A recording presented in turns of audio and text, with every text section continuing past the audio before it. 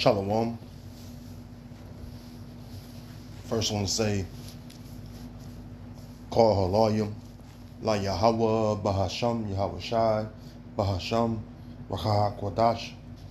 Double honors to the apostles and the bishops and elders of Great Millstone who rule and teach well. Honors and salutations to your fellow laborers out there doing the work in truth and in sincerity, especially during these times. Shalom to the few Akwaf that believe as well. A hearty shalom to you other laborers and believers that are scattered throughout the face of the earth. Whether you be among the heathen, and even like those heathens, which are the speckled bird Israelites, to the household of faith, which is the elect, I want to say shalom to you all. And courtesy of the brother from Arrows of Indignation. And I'm going to get right into this one. You know, I watched this one early this morning, and it was, which the info that this elder put out, man, is really beautiful. And I find myself just doing, videos or getting a lot of info from his videos he produced. So, shalom to you, Zaquan. Let's play this clip. It's a little long, but we're going to get through, Lord willing. And Lord willing is edifying to the flock. I may fast forward to the point as well. Let's get it going.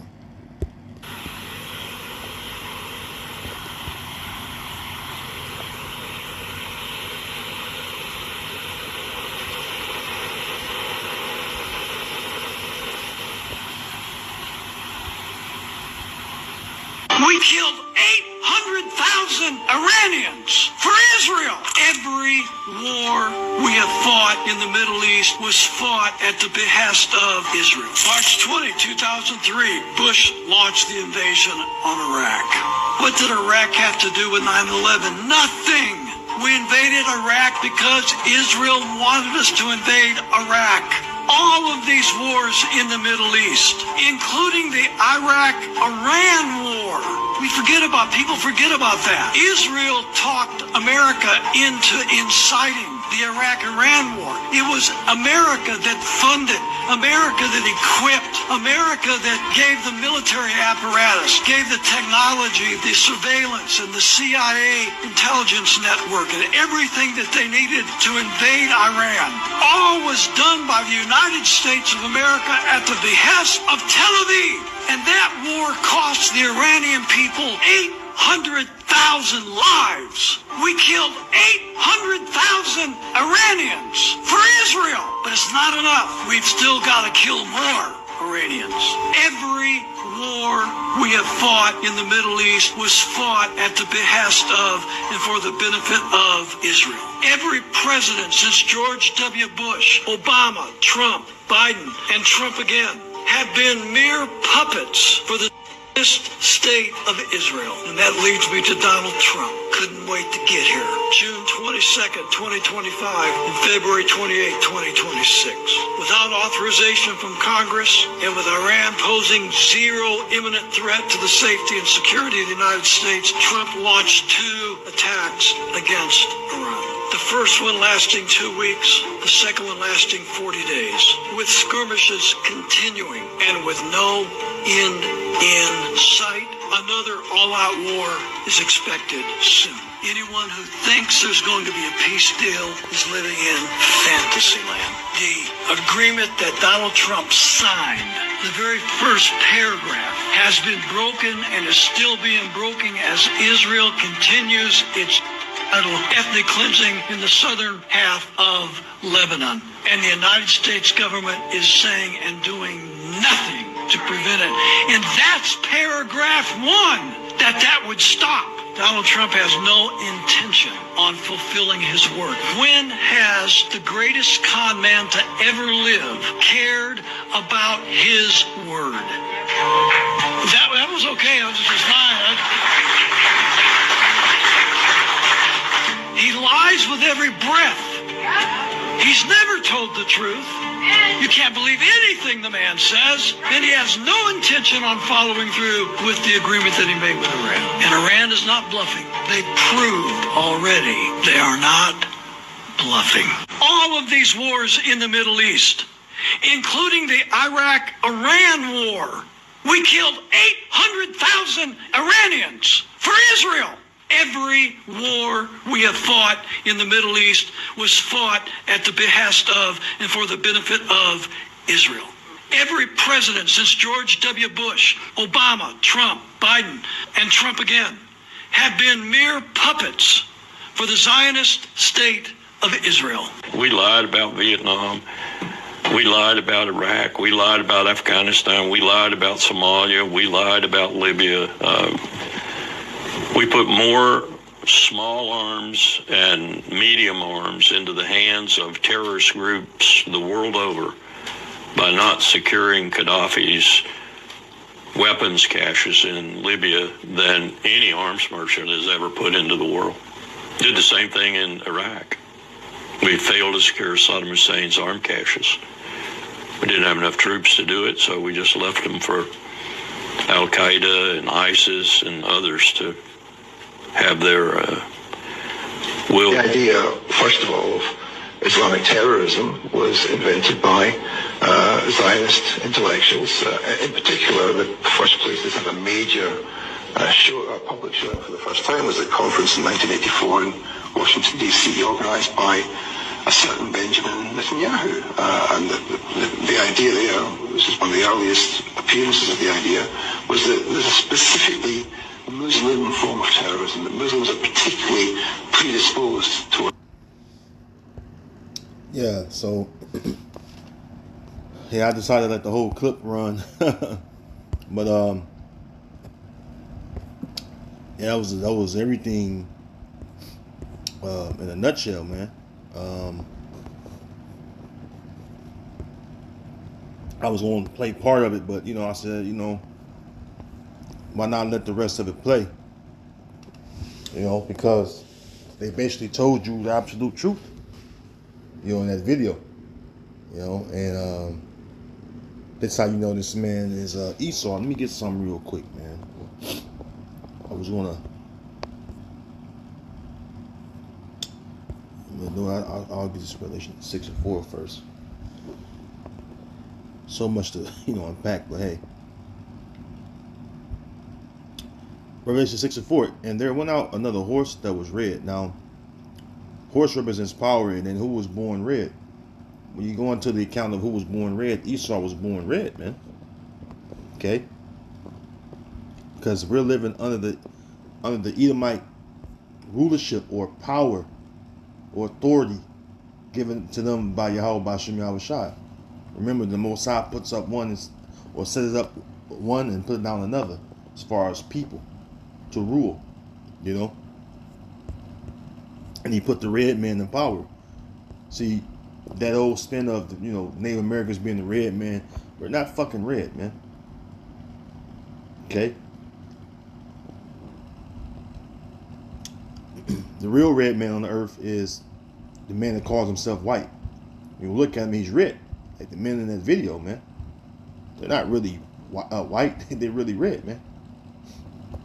Now, some of our people may have a little reddish undertone, along with the mainly brown pigment, but that doesn't mean they're red.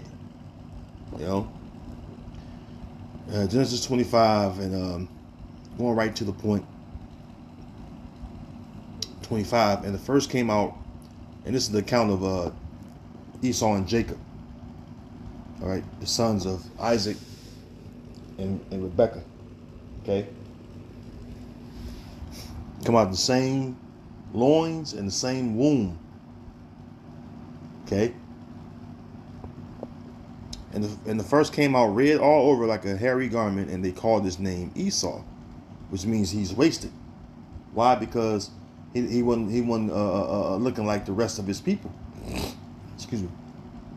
Here it is. Your parents are brown or so-called melanated. Well, it ain't so-called, but your parents are brown, melanated people, and here it is. They born they're born a child that's lacking melanin or brown pigment, you know, which makes his skin translucent. You see the blood shine forth through his skin. Hence, you have the term rednecks. Oh, the elites, Rothschild, Red Shield, right? We jump down, right?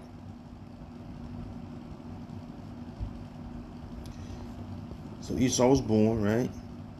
Red all over like a hairy garment, right? Get down.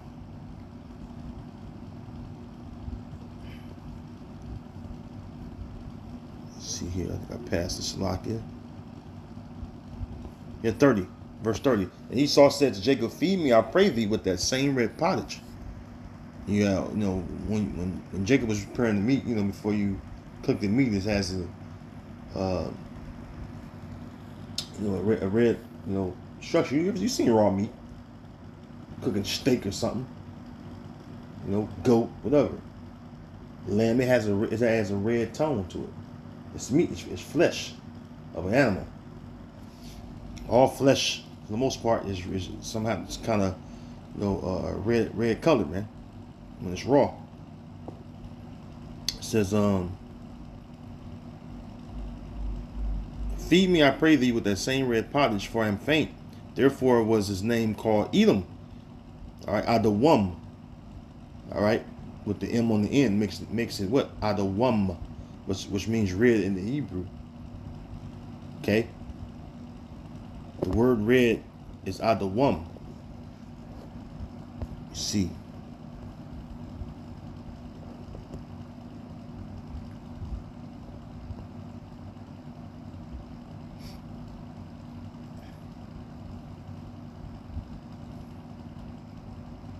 See, it should say Adawam. See here.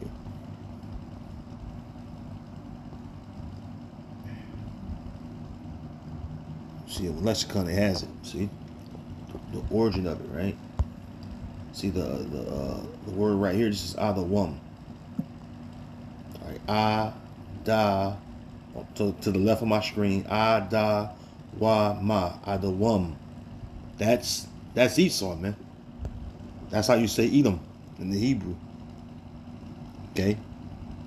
So, according to Genesis 36, Esau is Edom. All right, because words have a meaning. When he was born, they said he's wasted because of the lack of brown pigment. Okay, and then they named him what? Edom, or he was called Edom. Salaki, he was called Edom. Red. Okay, and that man is ruling today.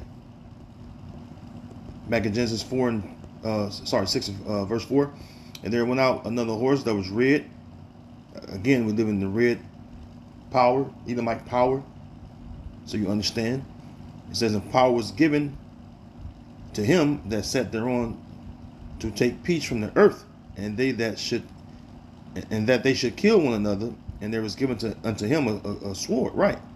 See, that's how you know we're in the age of Esau. Who's sitting on the horse right now? Esau. Horse represents rulership again, man. That's why it says in Ecclesiastes, I have seen servants upon the horses and princes. Let me get that right. In fact, I don't even want to quote it.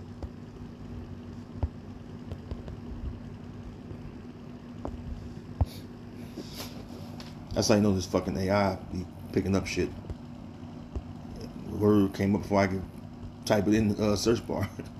Ecclesiastes 10:7. I have seen servants upon horses and princes walking as servants upon the earth. Right. See, that represents rulership. That's why even in slavery, Jake wasn't allowed to ride horses. You know? Because it symbolizes power. You know? And eventually, you know, they would go on, you know, to riding horses. But yeah, man, it was outlawed for, you know, an Israelite, so-called Negro, Latino, Native American to ride horses, man. But of course, you know, Gad, Reuben, It's called, we had horses, man, already over here. So, we had horses. But primarily when they brought the Southern Kingdom over here, they wouldn't allow to ride horses, man. And that was all symbolic too. Because they mainly aimed it at Judah. But anyways, that's another subject for another day. Okay. So the Edomite is in power. And then going to the blessing of Esau, Isaac told him, by thy sword shalt thou live, right? Genesis 27 and 38. Nah, I'm gonna get right to the point. I'm gonna hold you too long.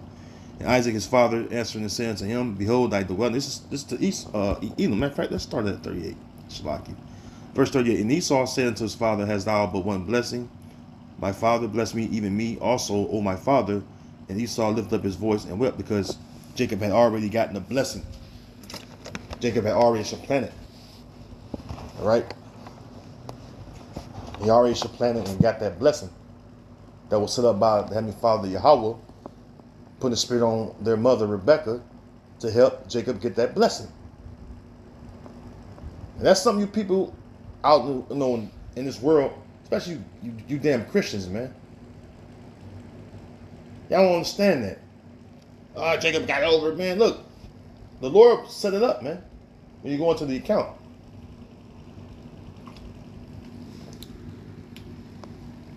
Why do you think they hate us so much?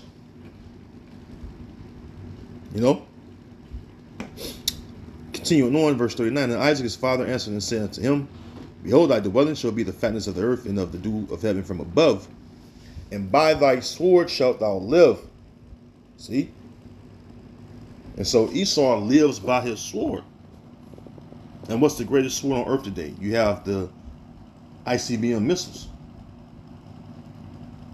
When you go into the invention of the missile, the Lord gave that knowledge to Esau, Edom. Beginning with one of these tiny tops by the name of Robert, J. Robert or Robert J. Oppenheimer. He was a tiny top, man. The same people they talking about in this video clip I played that the elder beloved brother produced.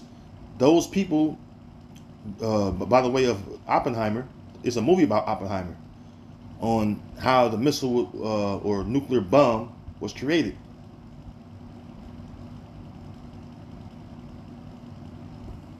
See? And that's why they go around the earth doing what they're doing. Like you look at this beast system, right? Like it says in Revelation 13, who was able to make war with the beast, right? Who's at the head of the beast? You look at the alliance, right? Yeah, you know, America, which is Babylon, is at the forefront, right? But who controls Babylon? Just like you had ancient Babylon, and they had the Chaldeans, which is the elite class. The elite class today would be them tiny tops, the people that's talking about in this video. The banking families, they do their orders through their little lower level luminaries like Netanyahu, that created the 1984 DC conference that basically was giving instructions to the beast. Hey, this is what y'all gonna do. Y'all gonna war with them. We're gonna go over there and take this land over. We're gonna get their oil, get their resources.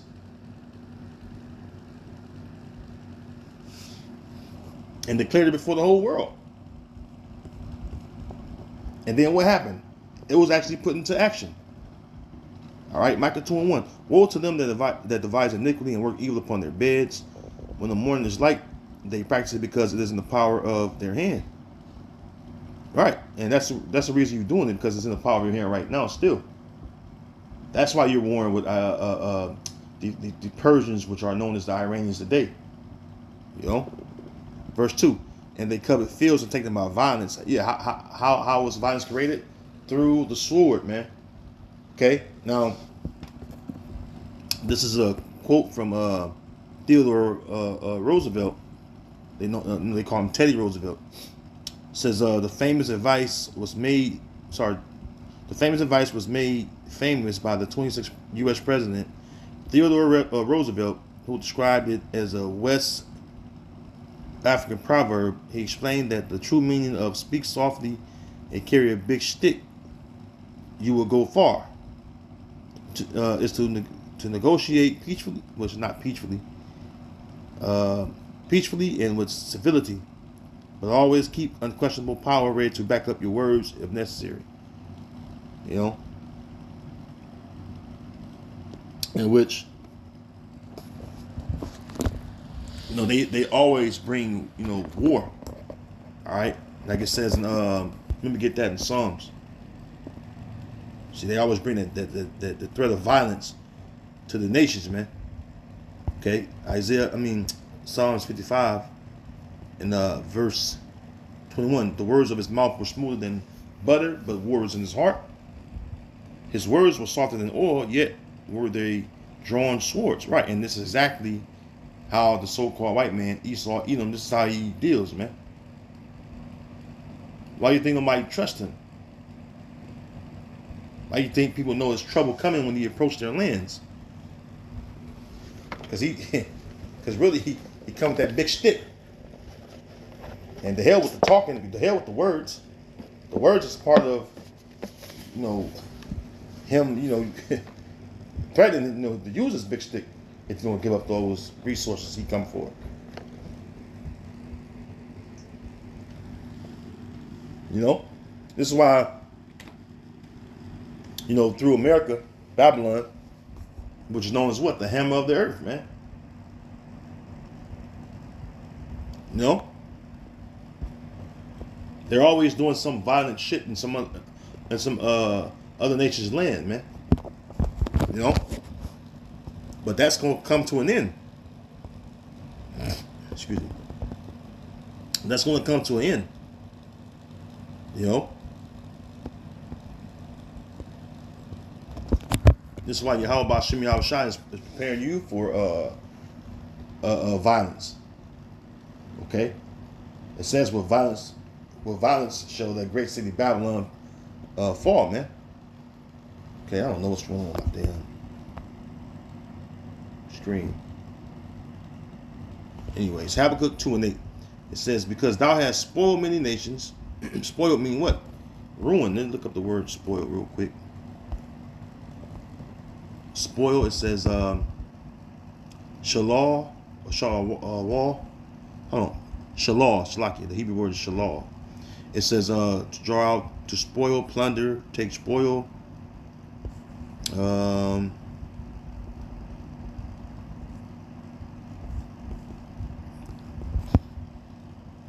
see. We'll look up the word. So search it. The word spoil, it says to spoil broadly means to damage, ruin, or impair the quality or value of something. Yeah, man.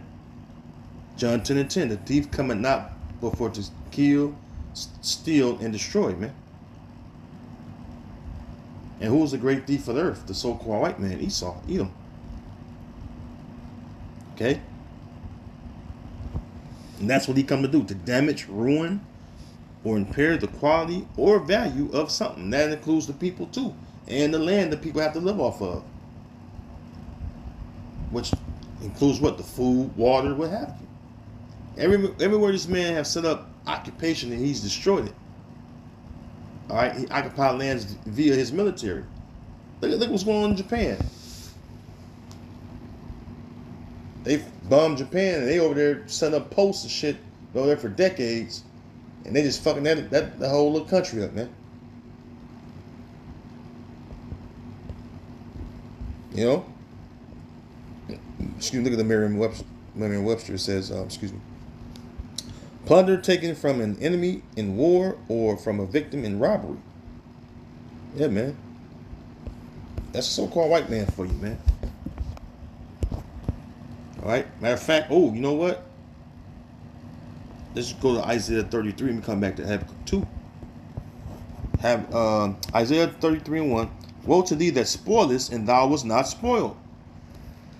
Who's the one that's spoiling the people? Who's the one that's smiting the people with the continual stroke? Esau, Edom. The so-called white man. So woe means destruction to thee that spoilest, and thou was not spoiled, and dealest treacherously, and they dealt not treacherously with thee. Right, because that's exactly what he what he does, man. He deals treacherously with his words, man. He never keep his word. Oh, back in Psalms 55, I think verse 20, it says he had broken the covenant with such as was with peace or at peace with him. Basically, breaking the covenant is breaking an agreement. And those of us that descend from Native Americans over here, so-called Native Americans, we know that very well. This man don't keep none of his treaties, which are so-called covenants or agreements or covenants. Yeah. So we know that very well. Okay. It says, when thou shalt cease to spoil, thou shalt be spoiled. And when thou shalt make an end to deal treacherously, they shall deal treacherously with thee. And that's what the Lord is preparing for you Edomites, man. Okay. Back in Habakkuk 2:8, it says, because thou hast spoiled many nations, all the remnant of the people shall spoil thee because of men's blood and for the violence of the land, of the city, and of all that dwell therein. And that's due to what? Him coveting the fields, man. Okay, and taking them out violence again, going back to Micah 2. And see, for a long while, he's gotten away with it, so he thinks. But Yahweh Bashim Yahushua is preparing this man for judgment. You best believe the Lord's going to rock this place you call America, which is Babylon. And they know it. They fucking know it, man. Why you think that? Why you think they talk so much shit about us and scheming against us? They know what we're teaching is true. Okay?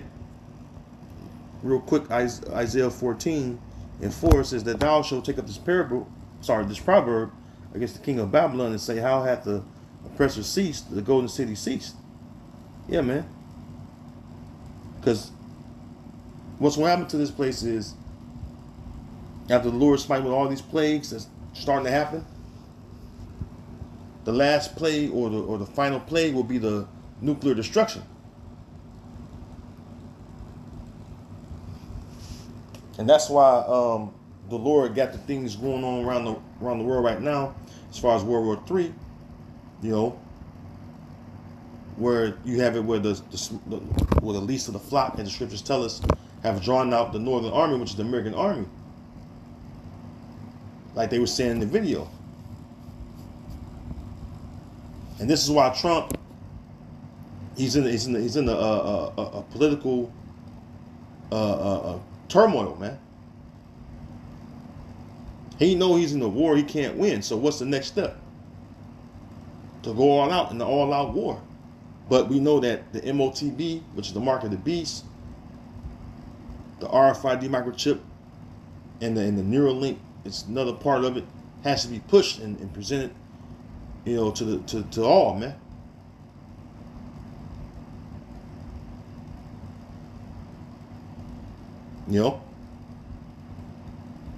But the World War III that's in the midst of the third woe, as the scriptures call it, it's going to happen. And the end result is going to be that Babylon the Great will be destroyed, which is America. And thanks to the words of prophecy, we see playing out. It's beautiful to watch, man. The least of the flock, them goddamn tiny tops, then really pulled you into some deep shit, man, that you can't get your feet out of. So why do you help Bashim Yahushua for that, man? Barakatah Yahweh Bashim Yahushua, because the end is near, man. The end of this great wicked kingdom is near. And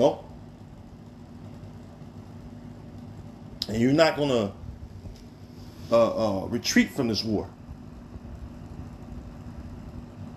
And you got the other nations even aiding the Persians, which are the Iranians, with missiles and different military equipment to fight against you.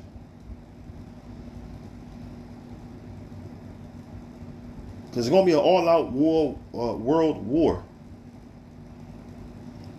You know? An all-out world war. That's what's coming. There's no reversal.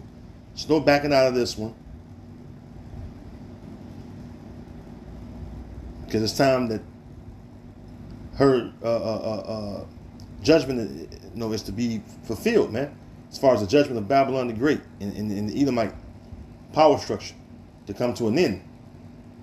All right, Esau is the end of the world, and Jacob is the beginning of it that follow it. So we're patiently waiting and watching for this to happen, man. And it's coming. But right now, we're seeing the build up to it. Now, I'm gonna end it right there. I could have kept going on, but I gotta get ready for camp. So, Lord willing, this video have been edifying. Again, to the elder brother of Arrows in the Nation for the info. And once again, we're gonna give all honor, glory, and praises to Yahweh, Bahasham, Yahweh Shai, Bahasham, Rakha Kodash. Again, shalom to the Lord's elect. Lord, when you've been edified. And with that, I want to give a shalom and a Bible ball. Shalom to Yashar al-Bakaya. Shalom.